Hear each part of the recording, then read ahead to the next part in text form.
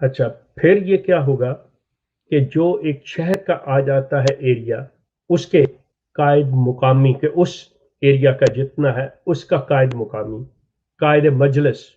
जो क़ुदामुल अंबिया की तहरीक जो है उसका वो सरबराह वो कायद मजलिस। जब आप अल्फाज सही इनको सही बताएंगे कि जी हमारी आपके एक सेक्रेटरी तालीम से बात हुई, अब वो फिर उनके सोचने का आएगा कि लाजिमन ये शख्स हमारे इंफ्रास्ट्रक्चर को,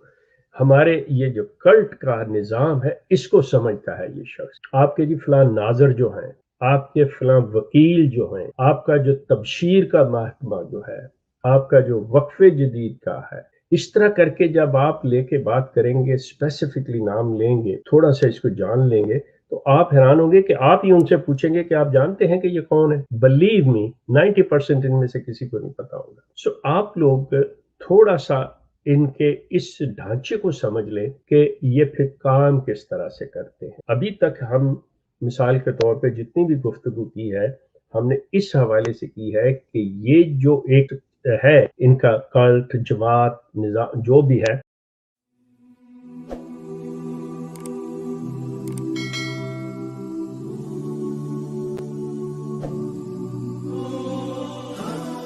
उसका जो सरबराह है, जो कंट्रोल करता है एक आम अहमदी से लेके एक सबसे बड़े ऊपर ओहदेदार तक, वो खलीफा होता है। खलीफा के अंदर जो आप हेड ऑफ द गवर्नमेंट कह लें, वजीर आजम कह लें, अमीर कह लें, वो जो है वो सदर अंजुमन अहमदिया, जो इनकी अंजुमन बनी हुई है जिसके अंडर नजारतें हैं ये सारी, वो उसका जो सरबराह होता है वो नाजर आला। और नाजर आला जो है खलीफा की गैर मौजूदगी में वो अमीर मुकामी के स्टेटस पे आ जाता है। वो खलीफा की ड्यूटीज जो हैं उनको वो काम सर अंजाम। सो जब ये आप चीजें समझ लेंगे, फिर उसके बाद अगला स्टेप आएगा हमारा कि खलीफा कैसे बनता है। खलीफा को कैसे, खलीफा के लिए एक इनका एक इंतखाब कमेटी है, इनकी इलेक्ट्रो कॉलेज है इनका। उसके अंदर शुरू के अंदर क्या रखा गया था, जो मिर्जा फैमिली के जो अफराद थे उनके वोट थे, कि मिर्जा गुलाम अहमद के जो बेटे थे इस तरह उनके वोट थे कि वो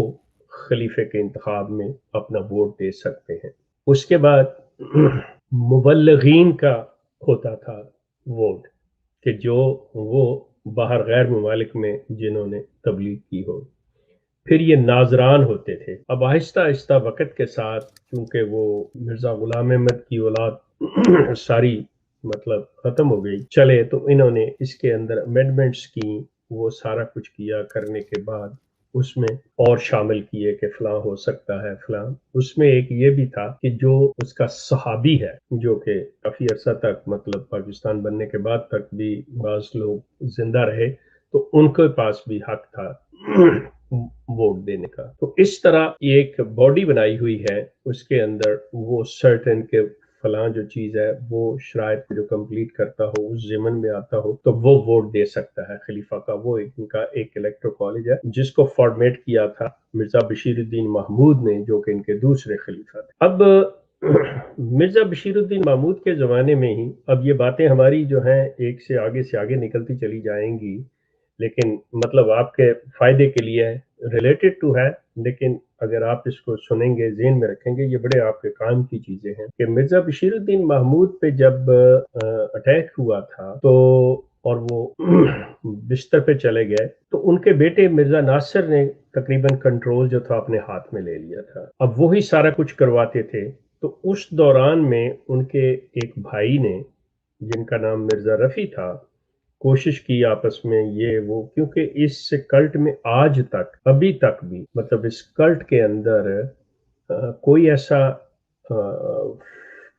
फोरम नहीं है, कोई ऐसा प्लेटफॉर्म नहीं है जहां पर आप अपने ख्यालात का इजहार कर सकें। अगर आप किसी चीज से डिसएग्री करते हैं, अगर आपको किसी चीज से थोड़ा सा इख्तलाफ है, कोई इत्तेफाक नहीं है, तो आप अगर कुछ कहना चाहें तो कोई ऐसी चीज नहीं है। आपने मुंह नहीं खोल सकते, आप बात नहीं कर सकते। अगर मुंह खोलना है, बात करनी है, तो जी हजूर, यस सर, हाँ जी, نہ جی والی بات جو ہے یا کوئی ایسی بات، میرا سوال یہ آپ نہیں، اس میں نہیں وہ مرزا ناصر نے مطلب یہ جب سلسلہ ہاتھ میں لیا اور اس کے بھائی نے درمیان میں کوشش کی تو ان کا جب یہ کوئی ایسی چیز نہیں تھی تو انہوں نے اب کوئی چھوٹے سے پمفلٹ لیٹرز وغیرہ لکھ کے تو دینے، تو اس کا بڑی جلدی پتہ چل جاتا ہے کیونکہ ان کے پاس سارے ایڈریسز تھے مرزا رفیع کے پاس، تو اس نے وہ ڈسٹریبیوٹ کیے، میل کے ذریعے پاکستان میں بھیجے، تو فوری طور پر پتہ چل گیا کہ یہ چیز ہو رہی ہے، تو ان کو اندازہ ہو گیا اسی وقت کہ یہ چیز ایسے چل رہی ہے، تو مرزا ناصر واز مینٹلی پریپیئر کہ یہ چیز ہونے والی ہے، تو اس نے چیزوں کو اپنے ہاتھ میں لیا اینڈ ہی بیکیم دا خلیفہ۔ اب آ کے اس نے اپنے بھائیوں سے، باقی دوسروں سے جن میں مرزا طاہر واز وہ آگے پیش تھے، سارا سلسلہ کیا کہ بھئی اس چیز کا خطرہ ہے، لیکن چونکہ خلافت ہم نے اپنے گھر کے اندر رکھنی ہے، باہر جانے نہیں دینی، اب یہ بھی مسئلہ ہے، لیکن اگر ان کو بھی شامل نہ کیا جائے جو دوسرے اعلیٰ عہدوں پر فیملی سے باہر کے لوگ ہیں، تو اگر ان کو نہیں لیتے تو تب بھی بات نہیں بنتی۔ اب انہوں نے ایک چیز جو ڈالی ہوئی تھی ذہن میں وہ یہی تھی کہ اگر ہم آپ کو نکال دیں، جو بھی کسی کو بھی چاہے کتنے عہدے پہ اخراج کر دیں، تو پھر اس کا کوئی اس سے بات نہیں کرتا، کوئی اس کا سلسلہ نہیں۔ اب جس احمدی نے ساری زندگی اپنی ان کے اندر گزاری ہو، بچے مطلب ان کے اسی کلٹ کے اندر بیاہے ہوئے ہو اور دوسرے لوگ رشتہ دار، تو پریشر جو ہے آپ کے اوپر ایک بلڈ اپ ہو جاتا ہے، آپ سوچتے ہیں میں کدھر جاؤں گا۔ یہ بالکل وہ چیز ہے، آپ سوچئے کہ جب میں نے ان کو چھوڑا ہے تو مطلب میرے لیے تو بالکل ایسا تھا کہ میں کسی جنگل میں آ گیا ہوں۔ وہ کیسے کہ سارے میرے واقف کار تو یہ احمدی لوگ ہی تھے نا، کہ ان کے ساتھ بیٹھنا اٹھنا کھانا پینا ہر جگہ آنا جانا رشتہ داریاں، کوئی بھی مسئلہ ہو تو یہی۔ باہر کی دنیا کو تو مطلب آپ اندازہ کریں،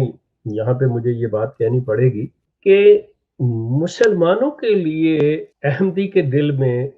نفرت کے علاوہ کچھ آنیسٹلی، اب یہ انچی بات ان کو جو سچی ہے یہ بڑی دکھے گی اور یہ مجھے کہیں گے یہ غلط ہے، یہ دنیا کا سب سے بڑا جھوٹ ہوگا اگر یہ کہیں گے کہ ہم مسلمانوں سے نفرت نہیں کرتے۔ بندہ احمدی ہو اور مسلمانوں سے محبت کرے، امپاسبل۔ آپ اندازہ کریں یہ کس قسم کی زندگی گزارتے ہیں اور یہ منافقت کی کتنی مطلب کس اعلیٰ مقام پر ہیں، اور کیا انتہا ہے منافقت کی کہ جب یہ آپ لوگوں سے مسلمانوں سے ملتے ہیں تو جی ہم بڑی محبت ہمیں، جی مسکراتے چہرے سے آپ ہمارے مسلمان بھائی ہیں، مطلب انہیں یہ نہیں پتا ہوتا ہم کیا کہہ رہے ہیں، ہمارے اندر کیا ہے، ہم انہیں سمجھتے کیا، ہم انہیں یہ سمجھتے ہیں کہ یہ لوگ وہ ہیں جو جانتے بوجھتے ہوئے رسول کریم کو، قرآن کو، اللہ کو مانتے ہوئے، چونکہ یہ مرزا غلام احمد کو نہیں مانتے اس لیے ان سے بڑا گمراہ کوئی نہیں۔ یہ چیزیں جو احمدی بچہ پیدا ہوتا ہے نا اس کے ساتھ ہی مسلمان کے لیے، اور خاص طور پہ ایک لفظ جو استعمال کرتے ہیں ملا مولوی، اس کے لیے نفرت تو پہلے دن سے شروع ہو جاتی ہے۔ جیسے بچے کے کانوں میں اذان دی جاتی ہے نا، تو ان کے ہاں مسلمان مولوی ملا کی نفرت جو ہے نا وہ ماں کی گود سے شروع ہو جائے، تو وہ چیزیں جو ہیں جو لوگ وہاں سے نکلنا بھی چاہتے، اسی لیے اس کے اندر کوئی ایسا فارم، کوئی ایسا پلیٹ فارم تیار نہیں ہو پایا، کوئی ڈرتے تھے لوگ بات کر، ہر بندہ ایک دوسرے کا جاسوس ہے، مطلب ہم لوگ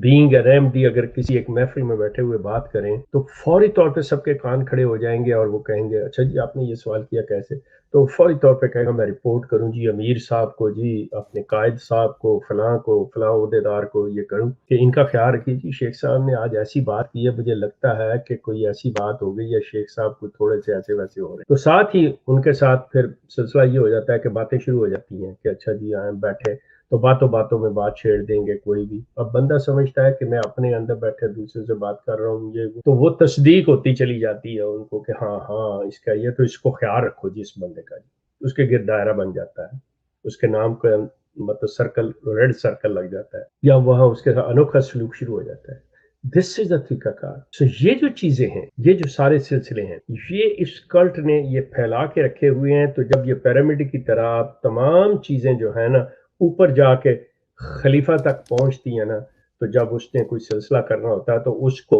نیچے سے یہ ساری رپورٹس جاتی ہیں، اس کا کام ہے صرف